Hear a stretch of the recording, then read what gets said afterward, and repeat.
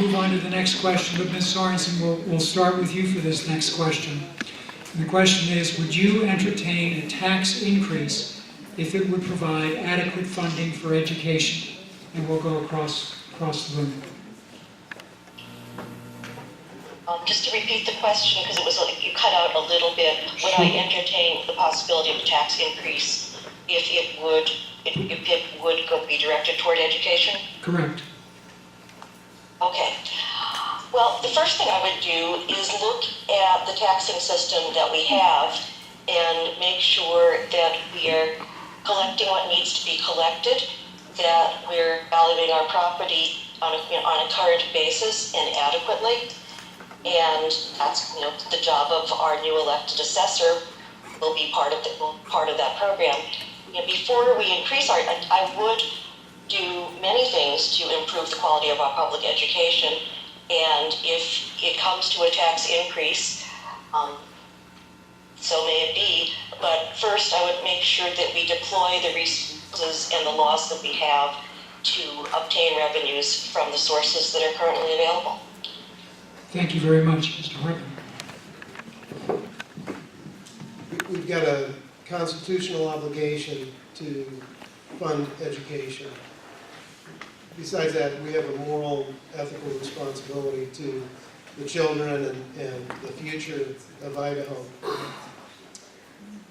Like Lorene, I think that it would be wise to look at the resources we've already got and how they're being spent before we said we were going to raise taxes. Thank you. Thank you. Ms. Gannon. I'm not convinced we have to raise taxes, but we might take a look at some of the taxes we keep cutting and some of the loopholes in the tax laws. When they took the M&O away from schools and they said, don't you worry, we're going to give you the sales tax. And we all know how well that's been working out. It hasn't, and the sales tax is at the whim of who's buying groceries right now. We have to find another way, and I think that if we can get rid of some of the cuts that we make to taxes, we will have more than enough to help boost the schools. Thank you. When I go out and talk to school districts around Layton and Benawai County, the first thing I always hear is the supplemental levy and how the supplemental levy is a problem and we're funding so much of our education with that. And that's just a sign that the legislature's not really funding education at an appropriate level. And it's leaving it back to the counties, and it's leaving it back in an unequalized fashion. Some towns like Moscow are well off and willing to pass a levy.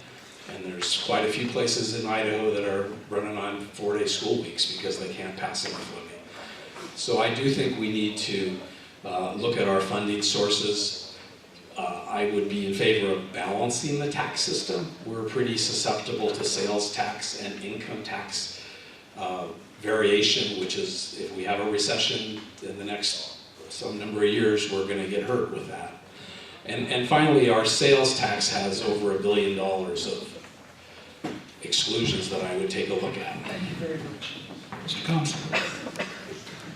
Well, right off the bat, I would say I'm not in favor of raising sales tax until we pursued every other avenue that we could. And I believe there are other avenues that we can pursue to do that. I've always been an advocate for adequate state funding for public schools in Idaho.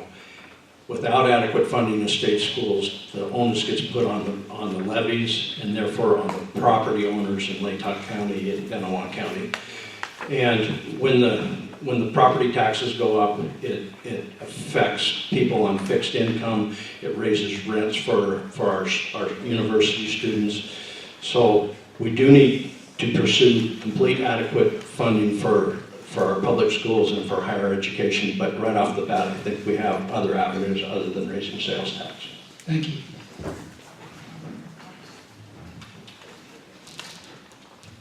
Well, folks, currently, with respect to the state budget in Idaho, we spend roughly 63% of your state budget on all of education. 50% of the state budget goes to public schools. I believe the schools are adequately funded. I would not be in favor of a tax increase because I do not believe that funding issues are the key, the seminal issues with what may be wrong with our public school system. It's easy to expect too much from government. Quite often people come to me and say, Senator, what are you going to do to fix our schools? I ask them, what's wrong with your schools? Blank stare. And then they get around to saying, we need more money. Okay, how are you going to use the money? Specifically, where will it be applied and how will it fix specific problems? Again, the blank stare. Folks, we depend too much on government. The schools are adequately funded. Between welfare spending and education spending, we spend over 83% of your state budget on it. Thank you. So I guess I would echo a lot of what's already been said today. I think we need to really take a look at our whole tax system, at all the exemptions, at all the credits, and have a holistic approach to it.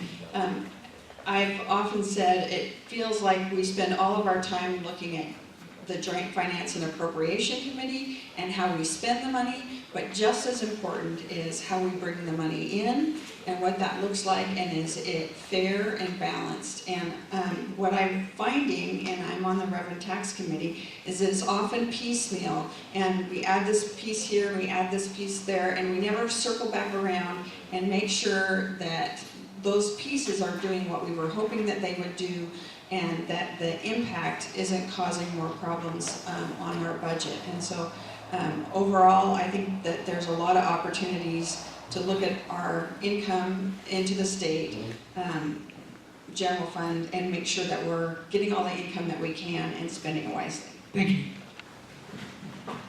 Well, as a new candidate, I've been looking at some numbers on education, and I fully support what Article 9, Section 1 in our state constitution says. In order to operate our republic, we need an educated population, and that's a very important and constitutional duty. So when I look at the numbers, and I've heard that the state gives approximately $9,000 per student to a school district, and when I look at a classroom of, say, 27 students, that's $250,000 that gets dropped into that classroom. And if I give a teacher about $30,000 plus another benefit package equal that of about $60,000, there's another $190,000 that goes somewhere. And my principal in my local school tells me that 85% of what he spends is on salaries and benefits. I'm just wondering where that other $190,000 goes. There is a lot of infrastructure, and it's Thank you. important before we do any Thank taxes you very much. to understand the numbers. Thank you. A recent survey said that 76% of us favored staying with our current tax rate. However, the governor went on and made a 10% cut in the tax, or proposed a tax, which generated about $200 million of savings. But at the same time, school districts had to go out with $214 million of levies. It just doesn't make sense to me. We have to fund education at the right level. Where that level is, we're still working on it. We do have this is the third year for a revision of how we pay schools. Right now we do it on a head count.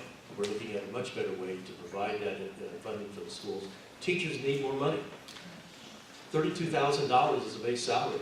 We're slowly working that up. We're in the fourth and fifth year of increasing their salaries to a point where we can keep them. We continually lose teachers, and that means new teachers, new issues, new deals with their students, and it doesn't work. Again, we need to provide appropriate dollars, and that's one of the things I'm going to work on very hard. Thank you.